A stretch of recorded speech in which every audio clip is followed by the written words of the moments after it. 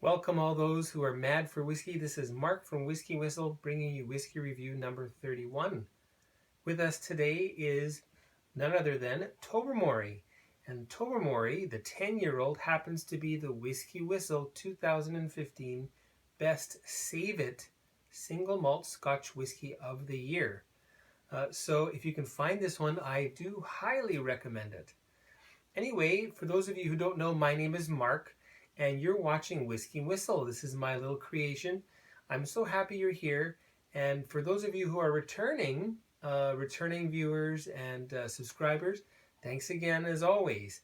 And if you do like what you're watching, I do hope you will subscribe. There's a little button at the bottom of the screen there. You can just push on that one and you will automatically subscribe to this channel. So hopefully a few of you will do so. And if you do, please do make a comment as to maybe your favorite whiskey or something that you might like to see in the future here on the channel. Okay, well, without further ado, let's follow through with my new format of getting things poured as soon as possible. Tobermory 10-year-old. There we go.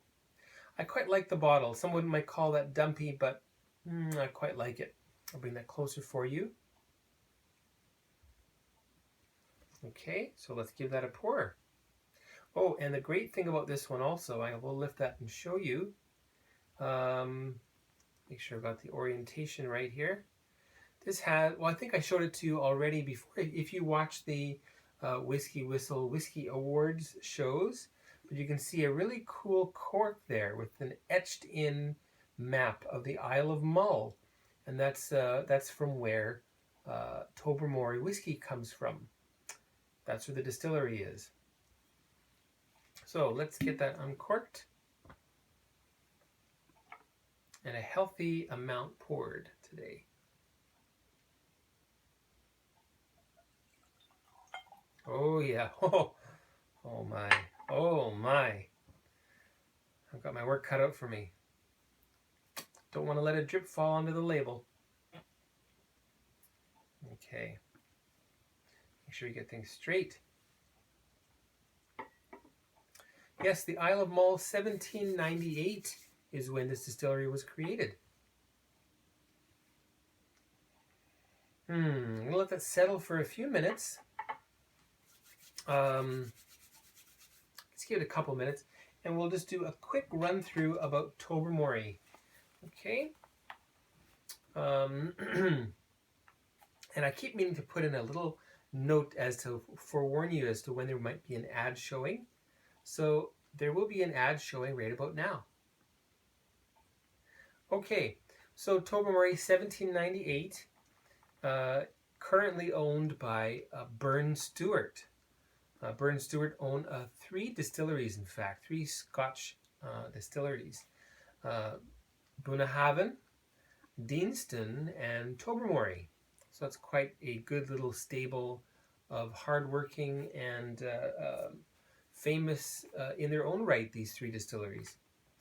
Okay, the parent company, however, since 2013, has been the Distell Group out of South Africa, interestingly.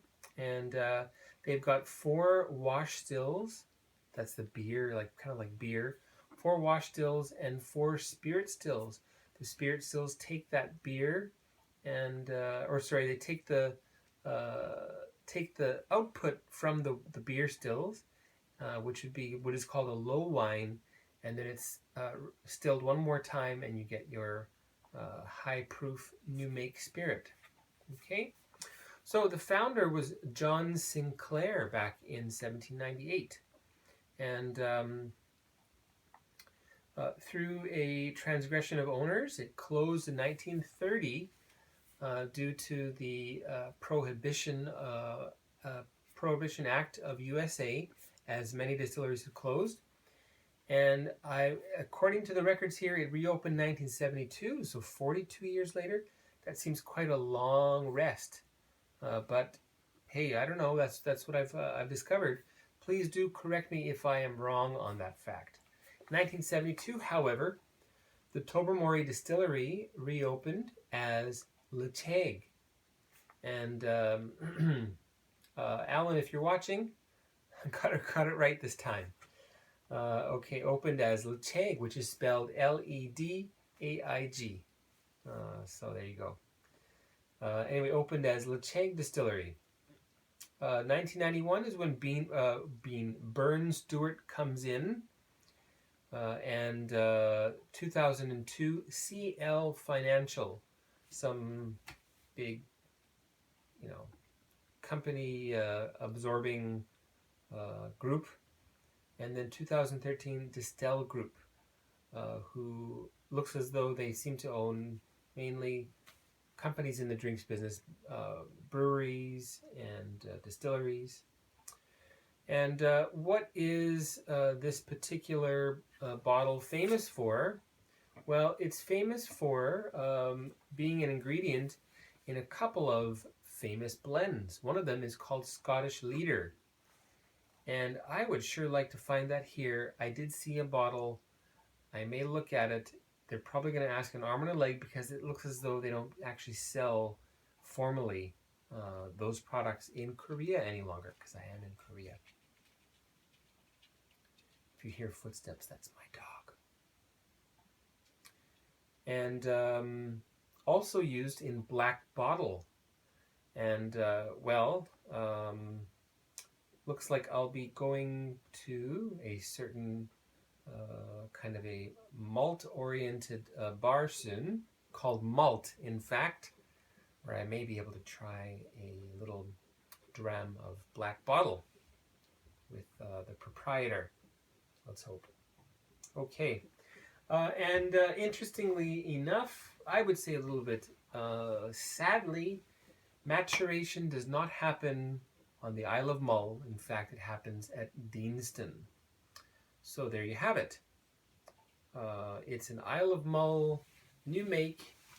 However, it's aged not on the Isle of Mull, but of course it's still an Isle of Mull whiskey, isn't it? I wonder if they will eventually experiment with maybe maturing things back on the island again. That might be interesting. All right, Rocky, sit down. Go lay down. Sorry, folks. Got a wayward dog here.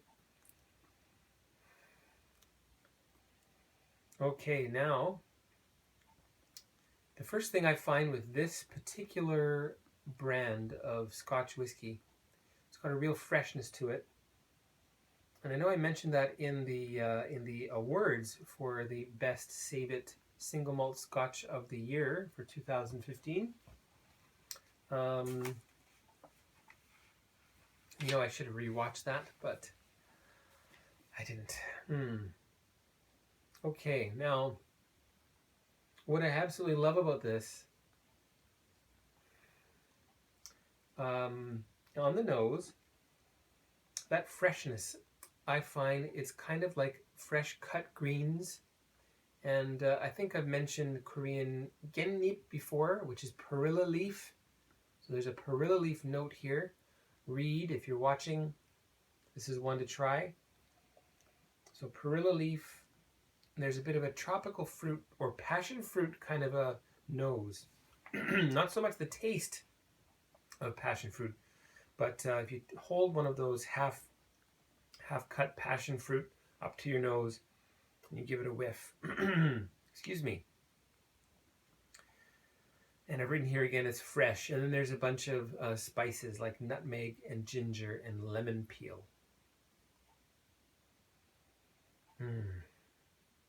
So it's really interesting. A lot of other single malt Scotch brands, the big ones, they often tend to want to stick to producing single malt whiskeys that are just sweet, sugary, caramel, vanilla, and familiar sorts of notes like cinnamon, apple, pear. And of course that's great. It's got a really wide appeal. This may not have vast, wide appeal, but I think this would be something that a malt lover could really enjoy because it's just so different. Well, is this a good time? I guess it is. There will be another short little advertisement right about now. Okay, let's get on to the taste, shall we? Well, should I say it again? I guess I shouldn't. But I hope everyone's having a good start to the new year. I sure am. Cheers!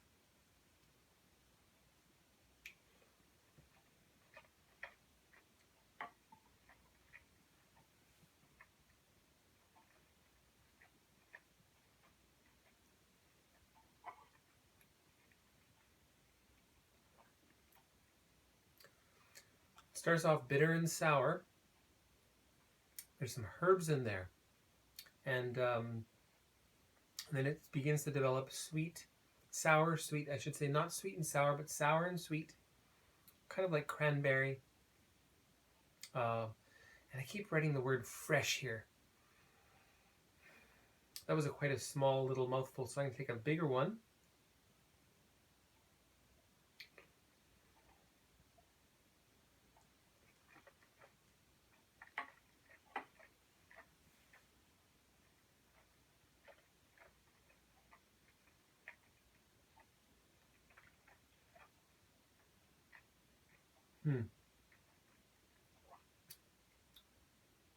The bitter sourness. There's a slight coconuttiness to it. But green herbs. A little bit of dryness. A little bit of paprika. And then you get into the sour sweetness. And the finish. Mint and these green herbs. Mild bit of oaky, vanilla, but not much. And I would just imagine that I have the freshest of breath right now. Breaths. Anyway, just fantastic. I will try one more of that because it is so good, and I'm really enjoying it. I had a smaller pour earlier today, and I tell you, could be the size of a mouthful, the size of the sip. You can probably go with a slightly bigger sip in this particular whiskey.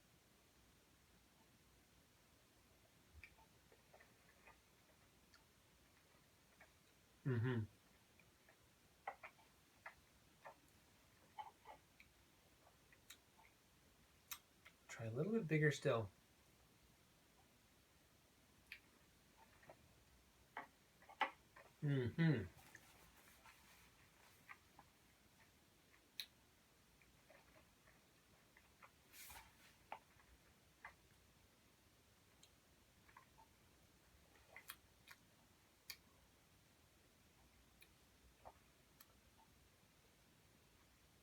It's got a real potency to it. From the Isle of Mull, it's nothing like like Isla, the Isle of Isla. I have not found anything quite like this. The only one that's a little bit similar, which I have yet to review, though I will very soon, is from the Isle of Arran. So the Arran malt. There's a bit of a similarity between the flavor of this particular 10-year-old and the 10-year-old from the Isle of Arran. So how about that, eh? I guess it's a rather island sort of characteristic that I'm coming across. Now let's add some water. I've still got about 30, a little more than 30, that was a big pour, a little more than 30 milliliters. So 30 milliliters at 46%. So let's see, do some math. That's 4.6, 4.6, 4.6, that's 12, 13.8. Yes, 13.8 milliliters of pure alcohol. And I'd like to reduce that to 40-ish, a little bit less. So, well, in that case, that needs to be 1 out of 4. Sorry, not 1 out of 4. That needs to be, this is not doing, I'm not doing a very good job with this, am I? Okay, so 13.8 is practically 14. We'll round up a little bit. Okay, and let's see, 35 milliliters at 40% would be 4, 8, and 12 plus 2. 4, 8, 12, and 2 is 14. It's the same, so we need more than 35. Yeah, roughly. So we'll put in, that was really dumb. We're going to put in 1 good tablespoon, and I think it's a little more than 30 milliliters in the glass. I'm going to put another half. Very scientific.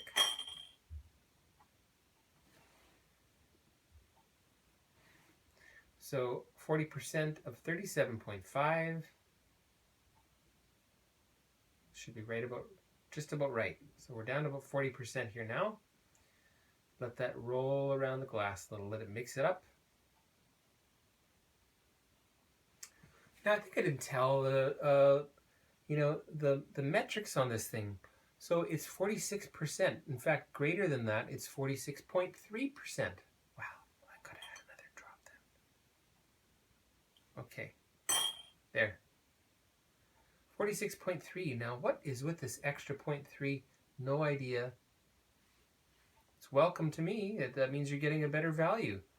It is unchill filtered, interestingly. If you watch review 30, that particular whiskey claimed it was non-chill filtered. This one's claiming it itself as unchill filtered. I believe that they are synonymous. Enough jabber, and let's smell this one more time, Mark. That's what everybody's saying, right?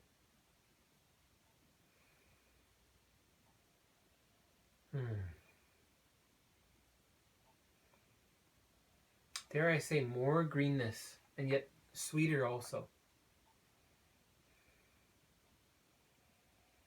More warm spices are coming through. There could be the entry. Yes, the entry of a little bit of vanilla added there.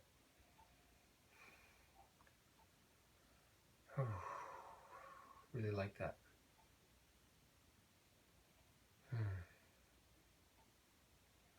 Probably if I let this sit longer, it will get sweeter and more more vanilla will come through, I would guess. Okay, let's check the palate with water, diluted to roughly 40%. Cheers.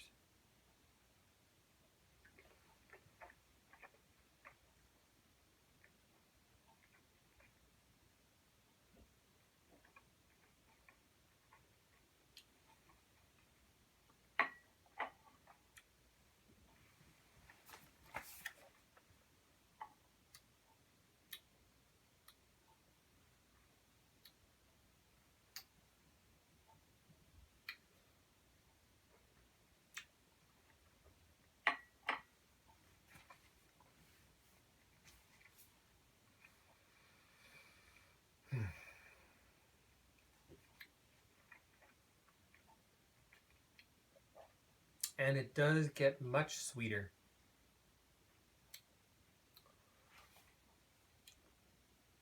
What an interesting thing.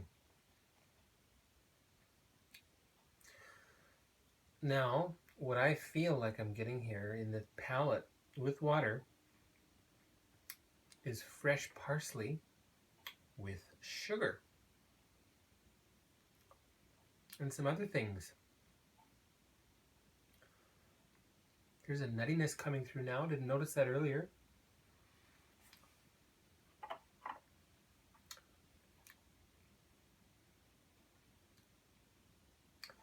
It's like hazelnut as well as acorn.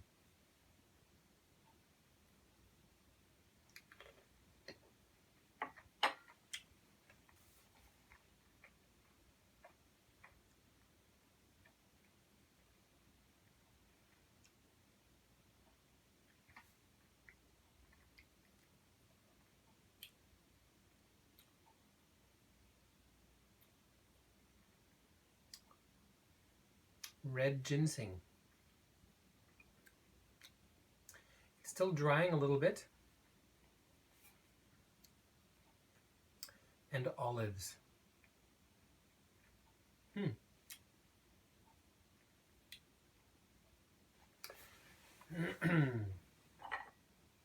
What about the finish now?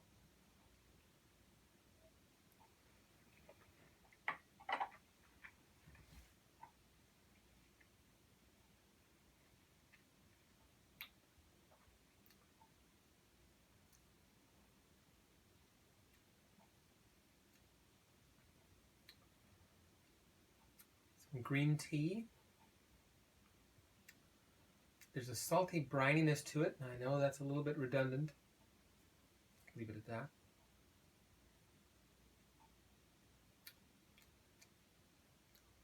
Black olive.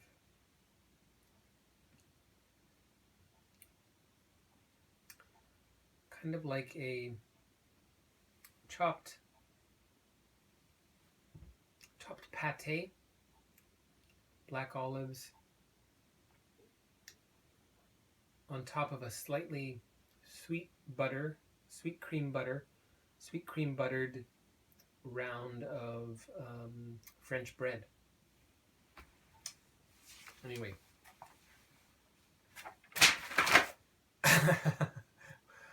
This is just a insane single malt. And I really do feel this is probably the best value for your money. So again, that's why I've declared this as the best Save It single malt Scotch whiskey of 2015. So try and get some. Go out and find some. You will love it. I forgot to write a score for this one. I'm going to give it 95 out of 100. 95. I should probably go up. I should go up. We're going to go up to 96. Yes, 96 is the score for Tobermory. I'll break that down later. I know that's a little bit blasphemous.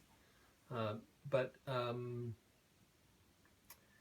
side by side, if I were to compare this with the other winner of the WhiskyWhistle of the Year, WhiskyWhistle Whiskey of the Year award,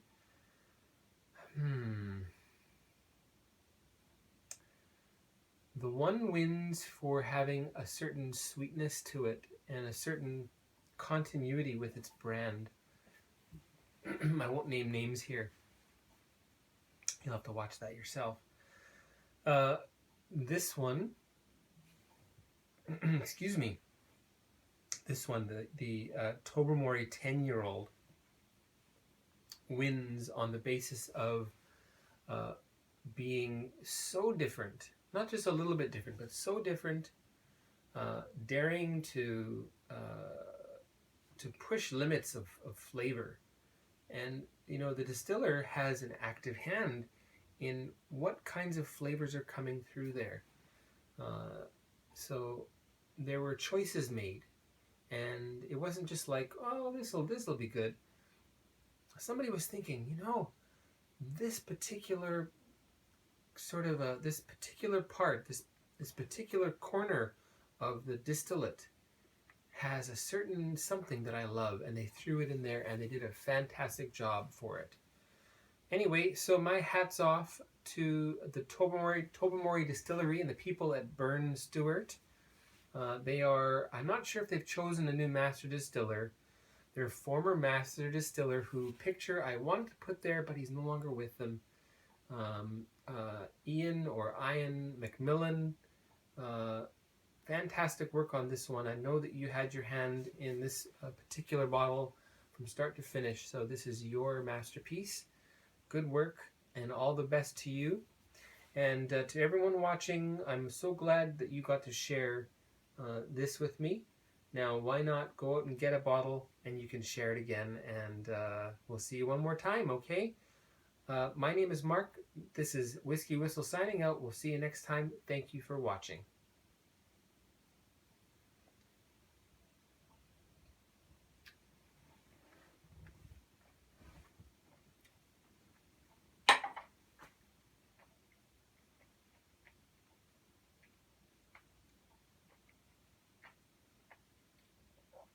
like to have a bath in that, jeez. Oh,